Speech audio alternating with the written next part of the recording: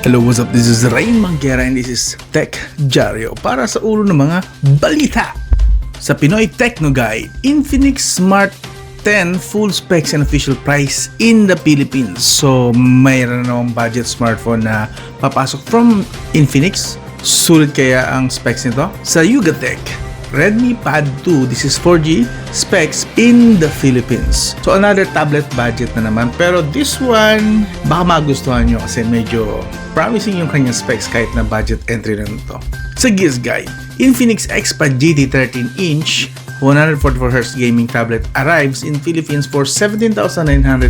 So mayroon pong Infinix tablet napapasok. Actually, nireview ko na to. Pero babalita ko pa rin kasi hindi ko siya naibalita last time. So, gusto ko lang siya isali dito just in case na hindi kayo aware na merong Infinix tablet na Qualcomm Snapdragon ang chipset. O, di ba? Worth it yun na pag-usapan. Sa Giz Guide ulit, Samsung to launch new foldable on July 9. Register and get a 5,000 e-voucher. So, maglo-launch na po ang Samsung product. I believe the foldable series, the flip foldables. So, 7, no? If I'm not mistaken. If so, pag-usapan natin yan saglit. And finally, sa Gizmo China, Snapdragon 8 Elite 2 spotted reaching as high as 5.3 GHz in a Qualcomm reference device. Wow! Yang ganyang kabilis na clock speed. A few years from now, malamang maungusan na ng smartphone chipset ang mga PC chipset or PC CPU processors, no? Anyway, kung interesado ka sa ganitong mga topics, balita, let's start.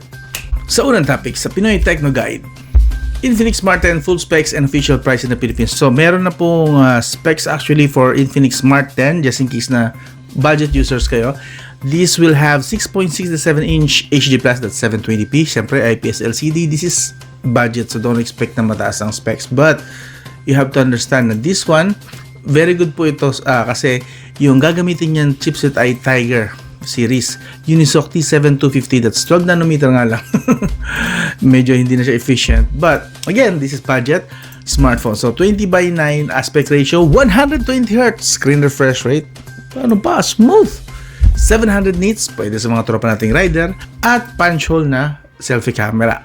So, may butas siya sa unahan ng screen. Octa-core po yan at dalawang Cortex A75 1.8 GHz. Not the fastest of course. Again, this is budget kasi. Single core GPU, 4GB lang RAM, 8 megapixel lang rear camera, pero in fairness, kaya mag-record? What? Hanggang 2K resolution. budget smartphone with 2K resolution video recording. 8 megapixel naman sa front camera. I hope tama tong specs na to. Nagugulat ako eh. But Pinoy Techno Guide naman to. So I guess this is same din. Up to 2K resolution na video recording. Wow! Legit.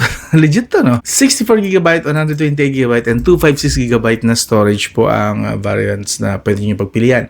Expandable pa ang kanyang storage up to 1TB via microSD. Siyempre, 4G lang po ito. In fairness naman, supported niya ang 2.4 GHz and 5 GHz na Wi-Fi. So, why not? Walang NFC, Bluetooth 5.1, and what else? 3.5mm jack. Sabagay, sa ano lang yan. 5,000 mAh, 3.5mm jack. Sabagay, sa mga budget na lang natin ito ma-enjoy. And fingerprint sensor na sa side-mounted. 5,000 mAh, slow charging nga lang sa 15 watts. Glass front, plastic back, IP64, dust and splash resistant, etc. etc. Okay. Na-release na pala to. Yun lang. Ngayon ko lang siya mababalita. Just in case na hindi kayo aware, at least ito aware na yo. Possible price, eto matutuwa kayo, just in case lang. 4GB 64, nasa 4.6 lang. And 4GB 128GB storage, nasa 5,200. And 4GB 256GB, nasa 5,500. Again, meron ka ng 5 GHz Wi-Fi support, 4G LTE nga lang, pero pwede na po yan. And meron kang camera na kaya mag-record up to 2K video recording. Whew, that's not bad. At 120Hz screen refresh rate pa. Again, ang price, nasa 5,600 pesos. Possible price po yan. Siyempre, hindi yan exact. But, pwede kong iwan sa inyo tong link na to para kayo na magbasa. May link siya actually for Shopee and Lazada if you are interested. Alright? Now, lipat na tayo sa susunod na balita from Yugatech sa panulat ni J.M. Chavaria.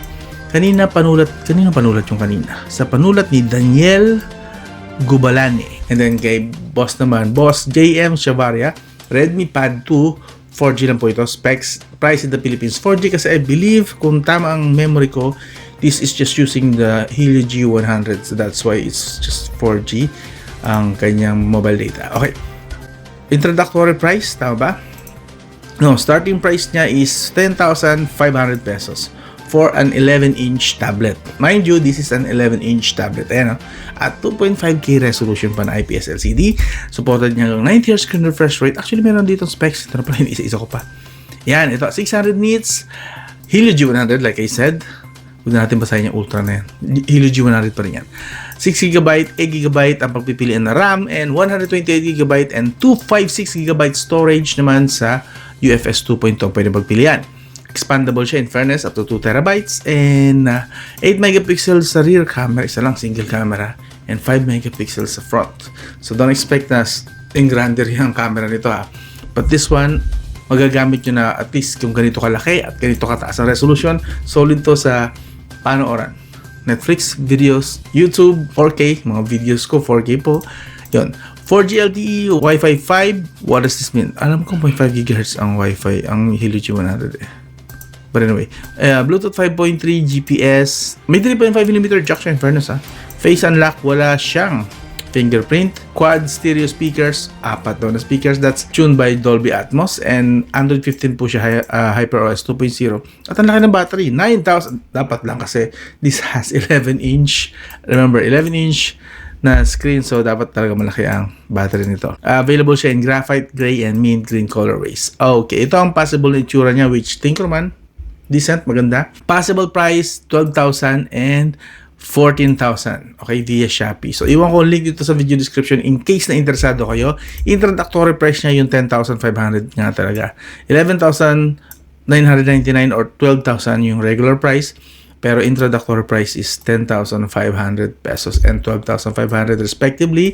Depende sa variants. Okay? Start na pa siya noong June 5. So, late na talaga ako ng mga binabalita. No? Anyway, kung interesado kayo, again, link, iwan ko sa video description kung gusto niyo pambasahin ito. Ay, ito pa, meron pa pala siya. Ito, mismong sa Xiaomi website, ito yung possible na itsura niya yan. So, 3 kulay pala. Iwan ko din ang link dito sa video description. Okay. Now, ito, sa medyo may kalakasan ng konti na tablet naman. This is from Giz Guide sa panulat ni Peter Jan, PJR Ikogo. Infinix XPad GT 13-inch for 144Hz screen refresh rate. Gaming tablet po ha. Take note. Arrives in Philippines at 18,000 pesos. So, medyo pricey siya technically, but we have to consider din yung kasama sa 17,999 pesos na babayaran natin or 18,000 pesos just to make it simple. Meron na po tayong Qualcomm Snapdragon 888. Well, while that considered na overheating machine or chipset, pero kung napanood nyo yung full review ko, iwan ko yung link sa video description para mapanood nyo, hindi po siya nag-overheat. Why? Kasi this has bigger body. Remember, ang smartphone kasi is maliit lang. So, ngayong nilagay na siya sa bigger body which is 13-inch. Okay? 13-inch body. Screen display. Okay? And yung body niya, yung likod, is metal. All metal po.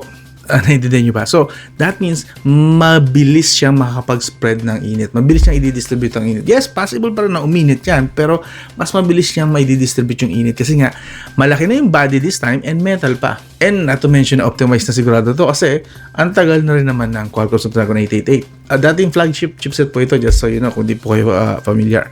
So, sa mga nag-babash dito at nagmamax sa Qualcomm Snapdragon 888 sa Infinix XPad GT, you are wrong po. Na-tested ko na po siya. Room temperature po ang ginamit natin. Pinakita ko po doon sa video yung mga ginamit natin mga test. Para honest, watch that and makikita nyo hindi po siya nag-overheat. At least dito sa body na to. Malamang sa old na bodies niya na mga, again, smartphones na maliit lang na body, nag-overheat siya doon. But this, dito, sa body na to, dito siya compatible. This Qualcomm Snapdragon 888. For the rest of the specs, ito po, yun, Corning Gorilla Glass 3 po siya, protected IPS LCD, up to 144Hz screen refresh rate, 240Hz touch sampling rate, and 2,800 resolution. Up to 2.84 GHz po yung Qualcomm Snapdragon 888, Adreno 660, 8GB DDR5, actually naka-fix lang siya sa 8GB and 256GB na variant. So isang pagpipilian lang. That's 3.1 storage naman at pwede po siyang i-expand up to 1TB na storage. 13 megapixel f2.0, decent lang naman yung kuha niya. Again, not really for photography. So, at least meron kang magagamit na camera just in case na kailangan mo. But don't expect much sa camera. And 10,000 mAh battery. Yes, actually makunat po. Ito pa, isa sa mga redeeming quality ng tablet na to is maganda po ang battery life niya. Kasi ang ginamit dito is stock Android, not XOS ng Infinix. So maganda po yung optimization kahit paano at compatible yung optimization or yung stock Android na nilagay sa tablet na to. Android 14 lang siya. Well, medyo delay siya but medyo old siya pero like I said, Android 14 is not obsolete and still goods pa rin in 2025, okay? Hindi po siya XOS 14. Nakalagay siya is stock Android. Supported niya ang Wi-Fi 6 and Wi-Fi 5 GHz. 8 times speaker, no, this is not actually 8. This is more like quad-core lang siya, 4 speakers. But despite that, maganda pa rin po yung kanyang sound overall. Ang lahas. Stylus support, hindi ko siya napagana actually. 18,000 pesos po yung kanyang official price. Anyway, kung interesado ka, iwan ko link dito sa video description. Lipat tayo sa GIS guide pa rin. Yes. Again, by Peter Jan PJ R. Ikogo. Samsung to launch new foldable on July 9. Register and get a 5,000 pesos e-voucher. So, actually, wala masyadong detail dito. But, if ever na Samsung fan ka, heads up. Kasi ngayong July 9 yata, ang pinaka-launch date event niya. Just in case, tapos magkakaroon pa ng 5,000 e-voucher. I believe this is, pwede mo siyang gamitin kapag magpe-purchase ka ng i-release nila na foldable series.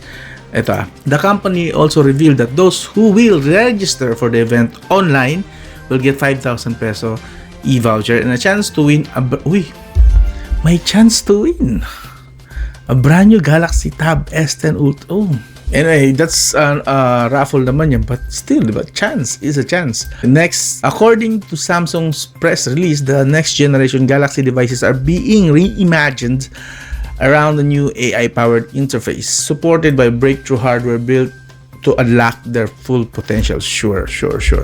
Okay, anyway, earlier teaser shared that its next generation fold may be called Z Fold 7, as expected. So on and so forth. Okay, what teaser? I want to see that teaser. Oh, this teaser. This is fold. Uy, this is Z Fold 7? Oh, manipis na nga siya. Look at that. Nipis na niya, no? So, yung pinanipis nila lalo, yung dating manipis na. Wow. Okay. Interesting. But anyway, kung interesado kayo, iwan ko yung link dito sa video description. And finally, lipat tayo sa Gizmo China sa panulat ni Debashish. Snapdragon 8 Elite 2 spotted reaching as high as 5.3 GHz in a Qualcomm reference device. Okay, so, hindi pa tayo nakaka-move on sa Qualcomm Snapdragon 8 Elite. Now, we have the 8 Elite 2. And this one is much more powerful and parang PC-like na clock speed. Wow. Iba na talaga ngayon ang mga chipset. According to reliable leakers, Allrack 29, the two Qualcomm reference device QRD is powered by the chip. Codename SM8850. This is I believe a Samsung have surfaced online. Etong code na to is Samsung code, usual yan eh. Possible sa Samsung S26 or S20, tama, S26 or S27 was it? Nandito na ako. But anyway, basta yung paparating na Samsung flagship nila. One version reportedly reaches clock speed of up to 5.3 GHz. Wow. Edging out even Intel's Core Ultra 9. Yeah. No, wow. Ito mo, mas malakas pa siya sa latest Intel's Core Ultra 9. PC po ito. PC processor, tinalo ng mobile chipset. While another hits a more conservative 4.8 GHz, I think 4.8 is good enough, but that 5.3 is wow. Likely closer to what we'll see in commercial devices. Oh, okay.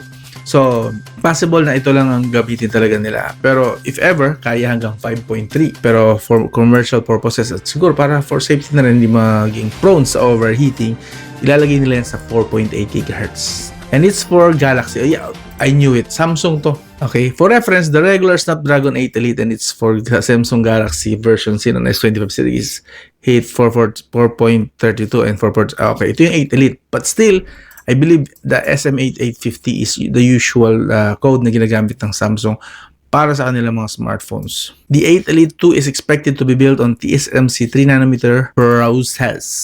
Nuvia cores, yes, and push single core CPU performance by 30%, laging 30% kada taon, why not? Adreno 840 GPU, 16 megabytes cache. Uy, so pareho na ng X-Ring 01 ng Xiaomi na chipset. Nasa 16 megabyte din yung L3 cache nun. So, ito yung pang sagot yata nila sa X-Ring chipset ni Xiaomi, and deliver another 30% boost, making it ideal for gaming, 8K video rendering, and on-device generative AI applications. Anyway, kung interesado kayo sa laman pa nitong article na to, iwan ko link dito sa video description. And yes, we are excited sa Qualcomm Snapdragon 8 Elite, yung mga enthusiasts dyan, kagaya ko.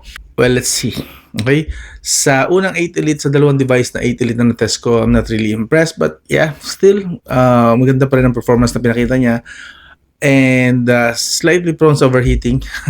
I believe that was Redmi 10 Pro and 1 Plus ba yun? Or something. Basta 2 devices lang na and I was not happy sa overall performance ng Qualcomm Snapdragon 8 Elite.